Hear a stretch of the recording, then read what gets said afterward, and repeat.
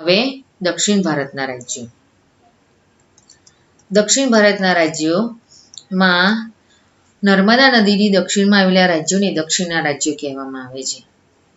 8મી સદીમાં ઉત્તર ભારતની જેમ દક્ષિણ ભારતમાં પણ અનેક નાના મોટા રાજવંશો સ્વતંત્ર થયા. જેમ હર્ષવર્ધનનું અવસાન થયું ત્યારબાદ ઉત્તર ભારતમાં નાના નાના રાજ્યોમાં પરિવર્તન થયું, તેવી જ રીતે ઉત્તર ભારતની જેમ દક્ષિણ ભારતમાં પણ અનેક નાના મોટા રાજવંશો સ્વતંત્ર થયા એટલે અલગ થયા.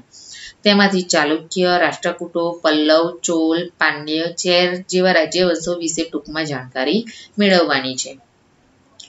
ચાલુક્ય વંશનો પ્રથમ રાજા જયસિંહ હતો. પુલકેશી પ્રથમે ઈસવીસન 540માં વાતાપીને રાજધાની બનાવીને અલગ સ્વતંત્ર રાજ્ય સ્થાપ્યું હતું.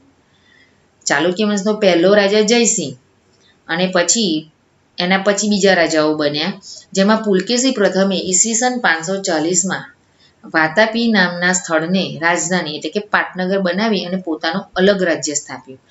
આ વંશ વાતાપી વર્તમાન સમયમાં બાદામી, અત્યારના સમયમાં તેને બાદામીના નામથી બોલાવાય છે. એટલે કે આ વંશ વાતાપીના ચાલુક્ય વંશ તરીકે ઓળખાયો. આ વંશમાં કીર્તિવર્મા, પુલકેશી પ્રથમ, પુલકેશી બીજો જેવા મહત્વના શાસકો થઈ ગયા. વાતાપીના ચાલુક્યની સત્તા નબળી પડી ત્યારે તેમની એક શાખા કૃષ્ણા અને ગોદાવરી નદીના વચ્ચેના પ્રદેશમાં સ્થાપિત થઈ. જ્યારે વાતાપીમાં ચાલુક્યોની સત્તા નબળી પડી ત્યારે તેમની જ એક શાખા કૃષ્ણા અને ગોદાવરી નદી વચ્ચેનો જે પ્રદેશ હતો તેમાં સ્થાપિત થઈ. તેનો સ્થાપક વિષ્ણુવર્ધન હતો.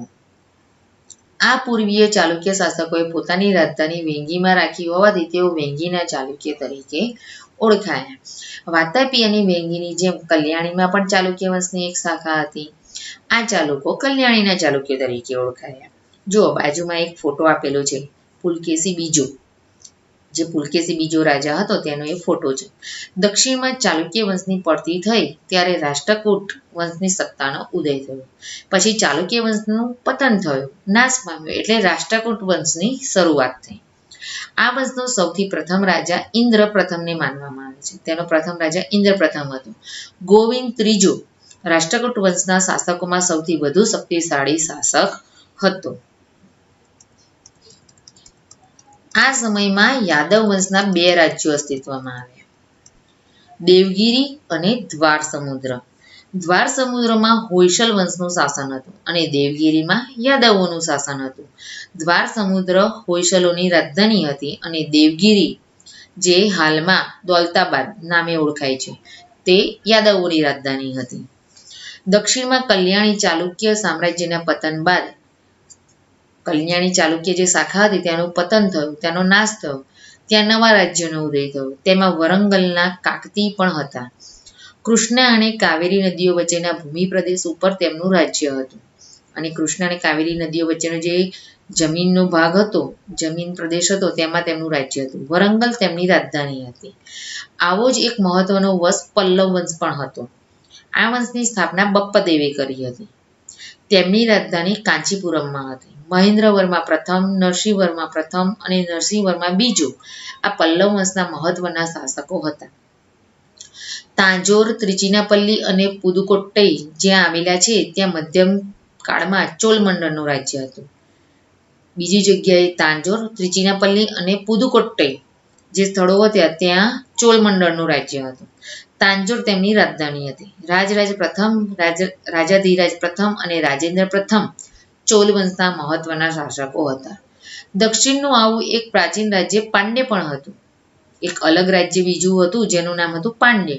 પાંડ્યનું રાજ્ય નાનું હતું પણ વેપારનું મોટું મથક હતું. આ સમયે તમિલથી અલગ થયેલા એક ભાગ પર ચેર વંશનું શાસન હતું. આ જ સમયે તમિલથી એક અલગ થયેલો ભાગ હતો, ત્યાં ચેર વંશનું શાસન હતું. ચેરનું બીજું નામ કેરળ અથવા મલયાલમ છે. ચેર શબ્દનું બીજું નામ કેરળ અથવા મલયાલમ છે. અયન ચેર વંશનો પ્રથમ શાસક હતો અને સેતુંગવન ચેર શાસકોમાં સર્વશ્રેષ્ઠ શાસક હતો. જે ચેર વંશ હતો તેમાં પહેલો રાજા અયન હતો અને ચેર વંશના બધા રાજાઓમાં સેતુંગવન એ સર્વશ્રેષ્ઠ શાસક હતો. રાજપૂત યુગની શાસન વ્યવસ્થા. આ રાજપૂત યુગ હતો તે વખતે કેવી શાસન વ્યવસ્થા હતી? તો રાજપૂત યુગમાં વિવિધ રાજ્યવંશોનું શાસન હતું. જુદા જુદા રાજાઓનું શાસન આવ્યું. તે સમયમાં શાસક રાજ્યવંશોમાં પરિવર્તનો આવતા અને જેમ જેમ રાજાઓ આવે, રાજ્યવંશો બદલે, તેમ તેમ એમાં પરિવર્તન થતું, એટલે બદલાવ આવતો. પરંતુ રાજનીતિક પરિસ્થિતિમાં કોઈ ફેરફાર જોવા મળતા નથી.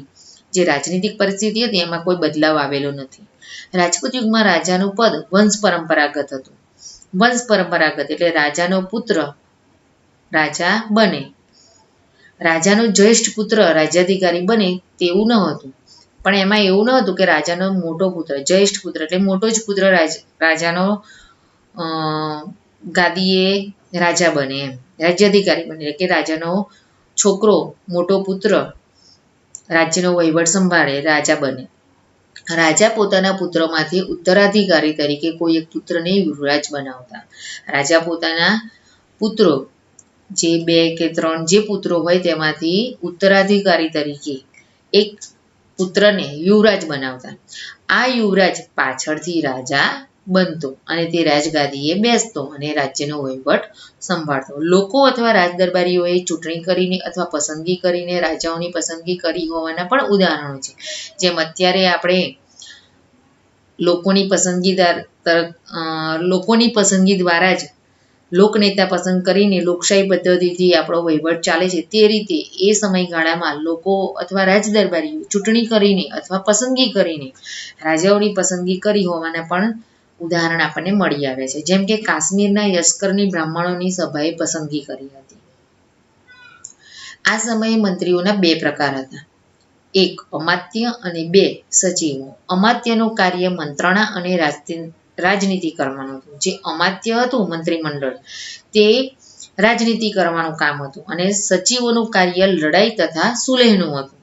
યુદ્ધ સમયે જે લડાઈ કરવાની હોય અથવા તેને સુલેહ એટલે સમાધાન કરવાનું હોય, નાના મોટા ઝઘડાને શાંત પાડવાના હોય, તે સુલેહ. આ કામ સચિવો કરતા. દરેક પ્રકારની નીતિનો અંતિમ નિર્ણય રાજા કરતો હતો. રાજ્યમાં કોઈ પણ પ્રકારનો અંતિમ નિર્ણય લેવાનો હોય તો તે રાજા કરતો હતો. આ સમયે શાસનના અમલદારોમાં મહાપ્રતિહાર અને દંડનાયક જેવા હોદ્દાઓ અમલમાં હતા. જેમ અત્યારે મંત્રીઓ, ઉપમંત્રીઓ, આરોગ્ય મંત્રી, અલગ અલગ જેમ તબક્કાવાર સોંપેલું હોય છે કામ, એ વખતે આ સમયે શાસનના અમલદારોમાં મહાપ્રતિહાર અને દંડનાયક જેવા હોદ્દાઓ અમલમાં હતા. નગરની સભાનો વડો નગરપતિ કહેવાતો. રાજપૂત યુગમાં ગ્રામીણ સંસ્થાઓનું મહત્વ વિશેષ હતું. આ સમયે પણ ગ્રામીણ સંસ્થાઓ કામ કરતી હતી, તેનું પણ મહત્વ હતું. આ સંસ્થાઓનો એવો વિકાસ થયો કે મુગલ કાળમાં પણ ગ્રામ પંચાયતનું મહત્વ રહ્યું અને તેનો વિકાસ થતો જ ગયો તો મુગલ કાળમાં પણ આ પંચાયતો જે ગ્રામ લેવલે ચાલતી હતી, એટલે ગ્રામ પંચાયત, એનું મહત્વ પણ રહ્યું. ઉત્તરની જેમ દક્ષિણ ભારત પણ ગ્રામ પંચાયતને આધીન હતું. ઉત્તર ભારતમાં પણ ગ્રામ પંચાયતો હતી અને એવી જ રીતે દક્ષિણ ભારતમાં પણ ગ્રામ પંચાયતો હતી અને તે વહીવટમાં મદદ કરતા હતી. તેનો વડો મુખી કે સરપંચ ગણાતો. કેટલીક બાબતોમાં ગ્રામસભા ન્યાય આપતી, પરંતુ રાજ્ય શાસનમાં ન્યાયતંત્રનો સર્વોચ્ચ વડો રાજા હતો. અમુક જે નાના મોટા પ્રસંગો હોય ગ્રામમાં, તો એ ગ્રામ લેવલે ગ્રામસભા ન્યાય આપતી, પણ જો તેનો વહીવટી વધારે એવો કોઈ પ્રસંગ બન્યો હોય જેનો નિકાલ ના આવી શક્યો હોય, તો તે વખતે શાસનનો ન્યાયતંત્રનો સર્વોચ્ચ વડો એટલે કે રાજા તેનો નિકાલ કરતો. વેપાર વાણિજ્ય. આ વખતે આ સમયે વેપાર વાણિજ્યની કેવી સ્થિતિ હતી? તો રાજપૂત યુગમાં વાણિજ્ય વ્યવસ્થા ઉપર દેખરેખ રાખવા માટે એક અલગ વિભાગ હતો. વાણિજ્ય એટલે માલની હેરાફેરી, લેવડ દેવડ, આર્થિક પરિસ્થિતિમાં લોકો કેવી રીતે રોજગાર મેળવતા, કેવી રીતે પોતાનું ગુજરાન ચલાવતા, તે બધી વાણિજ્ય વ્યવસ્થા. એના માટેનો એક અલગ વિભાગ હતો. આ વિભાગ વિદેશ ખાતેના વેપાર ઉપરની જકાત વસૂલ કરવાની, વસ્તુઓનું મૂલ્ય ઠરાવવાની અને રાજ્યમાં ઉપયોગી થતી વસ્તુઓ મંગાવવાની વગેરે વ્યવસ્થા કરતો. જકાત એટલે અમુક વસ્તુઓ ઉપર, ખરીદી ઉપર કે વેચાણ ઉપર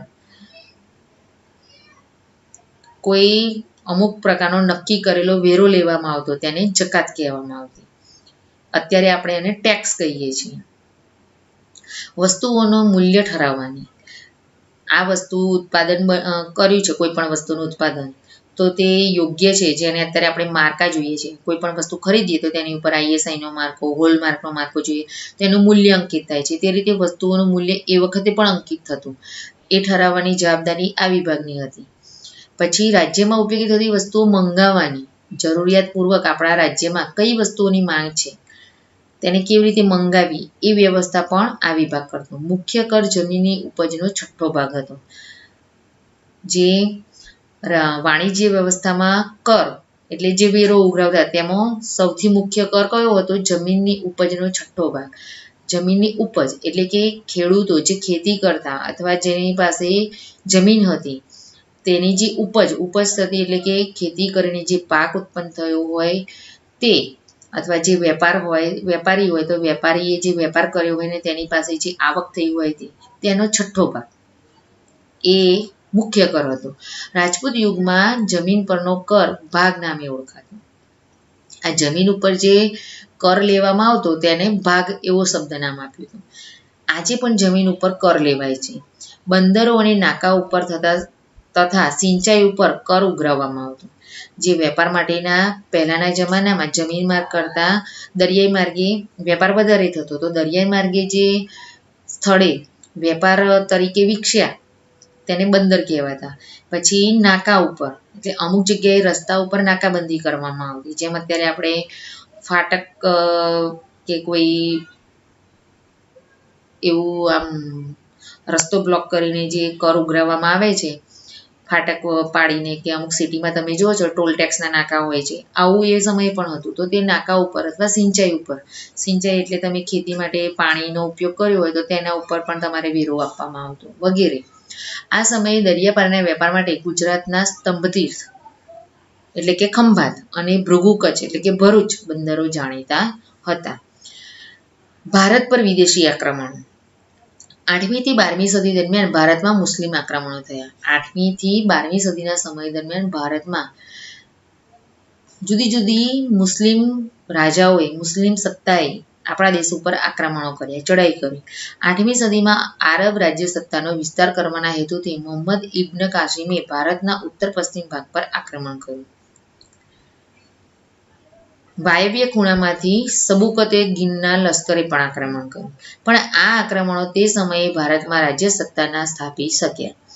એ લોકોએ આક્રમણો તો કર્યા આપણા ભારત ઉપર, પણ તેમાં તેમની હાર થઈ. આપણા ભારતમાં રાજ્ય સત્તા સ્થાપી શક્યા નહીં. એ પછી ગજનીના સુલતાન મોહમ્મદ ગજનીએ ઈસવીસન 1000 થી ઈસવીસન 1026ના સમયગાળામાં ભારતની અઢળક ધન સંપત્તિ જોઈને કેટલીક ચડાઈઓ કરી. ગજની મોહમ્મદ ગજની જે રાજા હતો તેણે ઈસવીસન 1000 થી ઈસવીસન 1026ના સમયગાળામાં ભારતની પાસે અઢળક ધન સંપત્તિ જોઈ. ભારતને સુખી, સંપન્ન અને સમૃદ્ધ દેશ જોયો અને તેનું મન લલચાઈ ગયું. એટલે તેણે આપણા દેશને લૂંટવા માટે, આપણા દેશને પાયમાલ કરવા માટે આપણા દેશ ઉપર ઘણી બધી ચડાઈ કરી. મોહમ્મદ ગજનીની ચડાઈનું મુખ્ય કારણ ભારતની અઢળક સંપત્તિ હતી. તેની નજર આપણા દેશની સંપત્તિ પર હતી. જે ધન હતું તેની પાછળ તેની લાલચ પેદા થઈ. તે એક ચડાઈ પછી બીજી ચડાઈ કરતો હતો અને દરેક વખતે વધુ તાકાતવર થઈને ભારત ઉપર ચડી આવતો. એક ચડાઈ કરે તેમાં જો તે જીતે નહીં અથવા તેને સંતોષ ના થાય, તે લૂંટવામાં સફળ ન થાય તો તે બીજી ચડાઈ કરતો અને દરેક વખતે વધુ તાકાતવર થઈને ભારત ઉપર ચડી આવતો. એક વખત ચડાઈ કરી અને તેમાંથી સફળ ના થયો તો બીજી વખતે તેના કરતાં વધારે હોશિયારીથી, ચાલાકીથી આપણા દેશ ઉપર ફરી ચડાઈ કરતો. આ સમયે ભારતના શાસકો એક થઈને શક્તિશાળી સેના ના બનાવી શક્યા. આપણા દેશમાં જુદા જુદા શાસકો હતા, જુદી જુદી જગ્યાએ, જુદા જુદા રાજ્યમાં જુદા જુદા રાજાઓ શાસન કરતા હતા. એટલે એક શાસન, એક શક્તિશાળી સેના બની શકી નહીં. પરિણામે ઈસવીસન 1025માં તેણે સોમનાથ ઉપર ચડાઈ કરીને અઢળક સંપત્તિ લૂંટી. અત્યારે જે આપણે સોમનાથ સ્થળ આપણા ગુજરાતમાં જે આવેલું છે તે સ્થળે આ મોહમ્મદ ગજની રાજાએ ઈસવીસન 1025માં ચડાઈ કરી અને એ વખતે આપણા દેશમાંથી, સોમનાથમાંથી અઢળક સંપત્તિ લૂંટીને લઈ ગયો. મોહમ્મદ ગજનીની ચડાઈ બાદ આશરે 150 વર્ષ બાદ પુનઃ ભારત ઉપર તે જ દિશામાંથી આક્રમણ થયું. આ સોમનાથ ઉપર ચડાઈ કરી ત્યાર પછી આશરે 150 વર્ષ પછી ફરીથી ભારત ઉપર એ જ દિશામાંથી ચડાઈ થઈ, આક્રમણ થયું. અગાઉના આક્રમણોની વાત ભારતીય શાસકો ભૂલી ગયા. આ વચ્ચે જે 150 વર્ષનો સમયગાળો આવ્યો એટલે પેલી વાત ભૂલાઈ ગઈ. મોહમ્મદ ગજનીના અવસાન બાદ સત્તા માટે ગજનીમાં લડાઈઓ ચાલુ હતી, પણ આ સમયે સત્તા સ્થિર થઈ ન હતી ત્યારે આપણા શાસકો આ નબળાઈનો લાભ લઈ શક્યા નહીં. જ્યારે લડાઈઓ ચાલુ હતી એ વખતે સત્તા સ્થિર નહોતી, એટલે કે કોઈ રાજા સ્થિર હતો નહીં. એ વખતે આપણા શાસકો આ ગજની રાજાનું મૃત્યુ થયું એ વખતે એનો લાભ લઈ શક્યા નહીં. એ તકને ઝડપી લીધી હોત તો કદાચ આપણે તેમનું શાસન નબળું પાડી શક્યા હોત, પણ તે તક આપણે ઝડપી શક્યા નહીં. પરિણામે 12મી સદીના અંતમાં શિહાબુદ્દીન ગોરીએ આક્રમણ કર્યું અને શરૂઆતમાં તેને કેટલીક હાર સહન કરી. શરૂઆતમાં શિહાબુદ્દીન ગોરીએ આક્રમણ કર્યું તો તેને પણ હારનો સામનો કર્યો, પણ છેવટે તરાઈના મેદાનમાં તેણે બીજી ચઢાઈમાં પૃથ્વીરાજ ચૌહાણને હાર આપી અને દિલ્હીમાં પોતાની સત્તા સ્થાપી. તો બાળમિત્રો, આપણે ઉત્તર ભારતના રાજ્યો અને દક્ષિણ ભારતના રાજ્યો તથા તેમાં કયા કયા રાજ્યોનું શાસન હતું, તેમના શાસનકાળ દરમિયાન રાજ્યની પરિસ્થિતિ કેવી હતી, રાજ્યોના કેવી રીતે વિકાસ કર્યા, એ બધું જ આપણે આ પાઠમાં સરસ માહિતી મેળવી. તો બાળમિત્રો, આપણે આખા પાઠની સુંદર સમજ મેળવી. હવે તમારે આપેલ સ્વાધ્યાયના પ્રશ્નોના ઉત્તર તમારે તમારા નોટ કે ચોપડામાં લખવાના છે. પહેલો પ્રશ્ન છે એક વાક્યમાં ઉત્તર આપો. ત્યારબાદ છે ટૂંક નોંધ લખો. પછી બમાં છે નીચેના પ્રશ્નોના ઉત્તર આપો.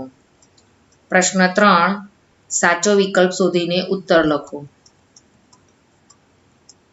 તો આ રીતે તમારે આ પાઠનું ગૃહ કાર્ય તમારી નોટ કે ચોપડામાં લખવાનું છે. ધન્યવાદ.